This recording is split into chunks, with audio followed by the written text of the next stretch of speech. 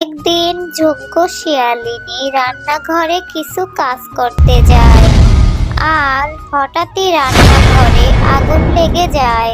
আর তখন গাভীটি দেখে বকুলপুর গ্রামে বাস করত জন্টু নামের এক শিয়াল। জন্টু শিয়াল ছিল খুবই লোভী ও নির্দয় প্রকৃতির শিয়াল, কিন্তু তার স্ত্রী শেফা ছিল খুবই ভালো ও দয়ালু প্রকৃতির শিয়ালিনী। জন্টু শিয়াল একদিন বাজারে যায় আর বাজার থেকে জন্টু শিয়াল একটি গাভী কিনে নিয়ে আসে। গাভীটি ছিল গর্ভবতী। জন্টু শিয়াল গাভীটিকে দেখে ভাবতে থাকে, এই গাভীটি অনেক মোটা তাজা, মনে হয় বাচ্চা হওয়ার পরে এই গাভীটি অনেক দুধ দিবে। কয়দিন পরেই তো এই গাভীটির বাচ্চা হবে, আর এর সব দুধ আমি বাজারে নিয়ে বিক্রি করব। আর এই গাভীর দুধ বিক্রি করে আমি অনেক টাকা পাবো। এরপর জন্টু শিয়াল তার স্ত্রী শেফালি শিয়ালিনীকে বলে, শোনো শেফালি, তুমি এই গাভীটার ভালোভাবে খেয়াল রাখবে। কিছুদিন পর এর বাচ্চা হবে। ঠিক মতো খেয়াল না রাখলে এ আমাদের বেশি বেশি দুধ দিবে না। এরপর থেকে শেফালি শিয়ালিনী গাভীটির ভীষণ যত্ন নিতে লাগলো।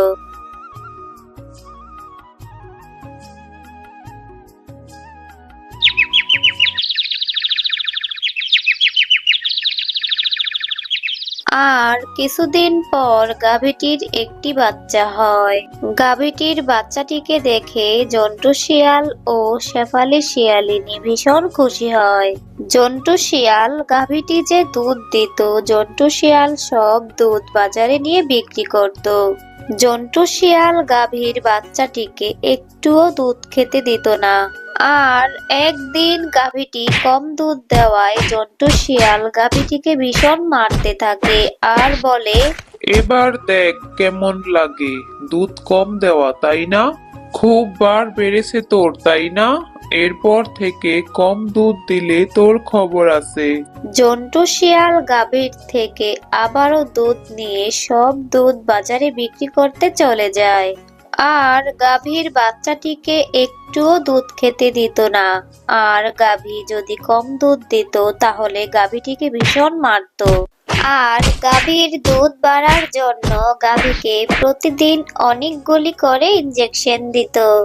আর এসব দেখে একদিন শেফালি শিয়ালিনী জন্টু শিয়ালকে বলে, তুমি এত নিষ্ঠুর কেন গো? তুমি গাভীর সব দুধ বাজারে নিয়ে বিক্রি করো, আর এই গাভীর বাচ্চাটিকে তুমি একটুও দুধ খেতে দাও না। এই বাচ্চাটি দুধ খেতে না পারলে যে মারা যাবে। গাভীর উপর এত নির্যাতন করলে ও তো দুধ কম দিবেই। তোমার খুব বার বেড়েছে তাই না? খুব বড় বড় কথা বলতে শিখে গেছো। আমি কি করব না করব সেটা কি তুমি বলে দিবে? তুমি বেশি দরদ দেখালে আমি তোমার খাবারও বন্ধ করে দিব। জন্টু শিয়ালের কথায় শেফালি শিয়ালিনী অনেক কষ্ট পায়, কিন্তু শেফালি শিয়ালিনী জন্টু শিয়ালকে কিছুই বলতে পারে না। শেফালি শিয়ালিনী ঠিকমতো গাভীটির যত্ন নিতে থাকে। গাভীকে বেশি বেশি খাবার দেওয়ায় একদিন জন্টু শিয়াল শেফালি শিয়ালিনীকে বলে, এই শেফালি, খাবার কি তোমার বাবার বাড়ি থেকে আসে? সব খাবার গরুকে খাওয়ালে হবে? খাবার কিনতে কি টাকা লাগে না? আর কোনোদিন যদি দেখি আমি তুমি গাভীকে এত এত খাবার দাও, তাহলে তোমার দেখবে আমি কি করি। তারপর থেকে শেফালি শিয়ালিনী গাভীকে আর আগের মতো বেশি বেশি খাবার দিত না।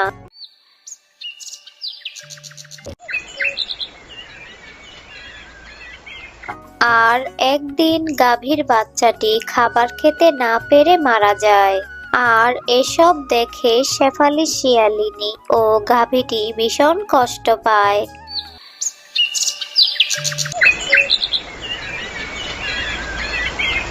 কিছুদিন পর গাভীটি আবারও গর্ভবতী হয়। কেমন মালিকের বাড়িতে আসলাম আমি? এই মালিক তো আমার একটুও যত্ন নেয় না। আমি তাদের কত উপকার করি, আমাকে দিয়ে তাদের সংসার চলে, অথচ আমাকে কতটা নির্যাতন করে। ওর জন্যই আমার বাচ্চাটা না খেতে পেরে মারা গেছে। আমি তো আবারও গর্ভবতী।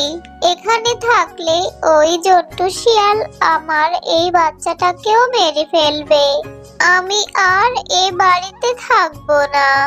এরপর একদিন জন্টু শিয়াল যখন বাড়ি থেকে বেরিয়ে যায়, তখনই গাভীটি চুপি চুপি বাড়ি থেকে বের হয়ে যায়। আমাকে যত তাড়াতাড়ি সম্ভব এখান থেকে যেতে হবে। তারপর গাভীটি ক্লান্ত হয়ে একটু বিশ্রাম নেয়। কিছুক্ষণ পর গাভীটি দ্রুত ওই স্থানও ত্যাগ করে। হাঁটতে হাঁটতে গাভীটি একটি বাড়ির সামনে এসে পড়ে। আর ওই বাড়িতে থাকতো মুন্নি শিয়ালিনী নামে একটি বউ আর তার শাশুড়ি জুমকো শিয়ালিনী। জুমকো ছিল লোভী ও স্বার্থপর খিটখিটে মেজাজের শিয়ালিনী, আর অপরদিকে মুন্নি শিয়ালিনী ছিল খুবই নরম ও শান্ত প্রকৃতির শিয়ালিনী। জুমকা যখন বাড়ির বাহিরে আসে তখন সে গাভীটিকে দেখতে পায় আর তখন বলে, ও মা, গাভী এটা এখানে এলো কি করে? মনে হয় পথ ভুলে এখানে চলে এসেছে। ভালোই হয়েছে। আর তখনই সেখানে মুন্নি শিয়ালিনী চলে আসে। গাভী, এটা কার গাভী মা? আপনার ছেলে বুঝি এনেছে? কই, আমাকে তো একবারও বললো না যে গাভী কিনে এনেছে। না বৌমা, এটা তো আমাদের গাভী না, এটা অন্য কারো গাভী। হয়তো পথ ভুলে এখানে চলে এসেছে। ভালোই হয়েছে, এখন থেকে আমরা ওর দুধ বাজারে বিক্রি করতে পারবো, আর অনেক টাকা ইনকামও হবে আমাদের। এটা আপনি কি বলছেন মা? গাভীটিকে দেখে তো মনে হচ্ছে ও গর্ভবতী আর ও অসুস্থ। আর এই গাভী কিভাবে আপনাকে দুধ দিবে? দুধ না দিলে তো এই গাভীটা আমার কোনো দরকার নেই। ও যদি আমার কোনো কাজে না আসে তাহলে ওকে দিয়ে আমি কি করব? গাভীটিকে বরং তুমি এখান থেকে তাড়িয়ে দাও। আমাকে তাড়িয়ে দিবেন না। কয়দিন পরেই আমার সন্তান হবে, তখন আমি আপনাদের দুধ দেব। ও আমাদের সাথে থাকুক না মা। আমি আর আপনি তো বাড়িতে একাই থাকি। ওর সঙ্গে আমার কিছুটা সময়ও কাটবে। আপনার ছেলে তো ব্যবসার কাজে অনেক দূরে থাকে। এরপর থেকে মুন্নি শিয়ালিনী গাভীটির অনেক যত্ন নিতে থাকে। আর কিছুদিন পর গাভীটির একটি সুন্দর বাচ্চা হয়। আর বাচ্চা হওয়ার পর মুন্নি শিয়ালিনী গাভীটিকে আর গাভীটির বাচ্চাটিকে অনেক যত্ন নিতে থাকে। আর এটা তার শাশুড়ি ঝুমকোর একদমই পছন্দ ছিল না। বৌমা, তোমার কি এই গাভী ছাড়া পরিবারে আর কেউ নেই? সব সময় কি ওই গরু নিয়ে থাকতে হবে, নাকি সংসারের আরো কিছু কাজ আছে তা তোমাকে করতে হবে?